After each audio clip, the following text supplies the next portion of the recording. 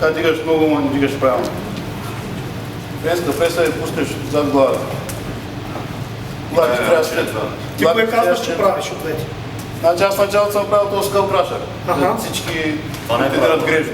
Не, той казва, че така го е правил в началото. Аз се дигат много килограми, да, това ми даде много основа, но самото упражнение е правилното и което дава повече детали е френската преса и от това отзад, което се пуска. И сега правиш това така ли? Да, това вече прави, сега вече прави това. Локтите са брони.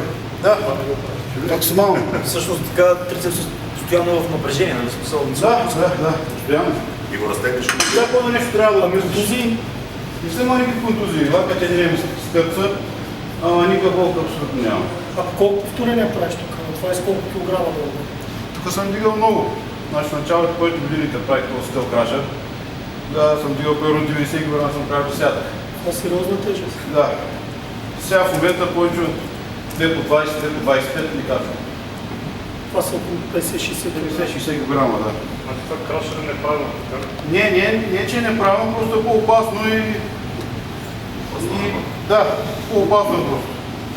Абе, схемата е в началото почваш с него и после за детайли е другото. За детайли, първо там е трицепс, който съм правил, се въжем с едната ръка така назад.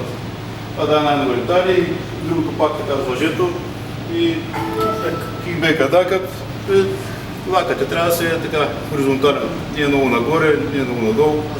Така. Да, става с дъмбъл. Да, с дъмбъл аз го правя с предорен скрепец, да е постоянно натварване.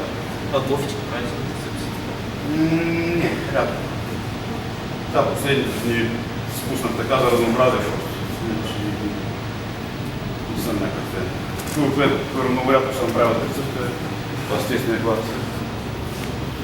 Малко не мога да го оценя. Правил съм го, някой път ме е добре, друг път влизат гратиране, такива неща. Това ми беше основата и с дъмбел, с тежък дъмбел, с ветерец отзад. С колко тежък? Няма много тежък. Аз направих това специално за мен. Колко? 58 кг и половина. 2 по 58 половина се направи. За мен си с всяка страна. Ма с тях се правиш гърба, всичко. Да, защото по залите най-тежките са около 50 на 60. При нашите зали. Тук са и 40. Да, има да с тежки държа. Аз направих 57. А може да ми покажеш